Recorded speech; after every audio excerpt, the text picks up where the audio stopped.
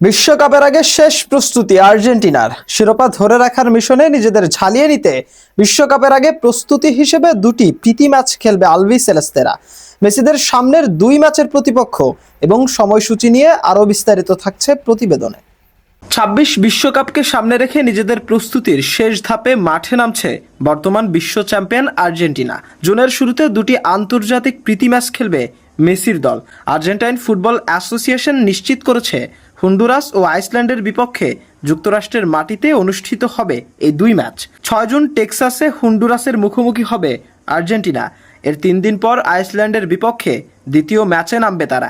র্যাঙ্কিংয়ে তুলনামূলক নিচে থাকায় দুই দলের বিপক্ষে খেলেই বিশ্বকাপের আগে নিজেদের প্রস্তুতি শেষ করবে আলবিসেলেস্তেরা।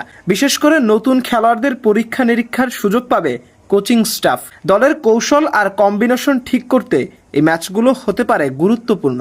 এছাড়া স্কোয়াডের ফিটনেস ও ছন্দ ফিরে পাওয়াও থাকবে বড় লক্ষ্য। সব মিলিয়ে বিশ্বকাপের আগে ছন্দে ফেরার এটিই শেষ সুযোগ মেসিদের জন্য। মাশরাফি, নিশানা স্পোর্টস।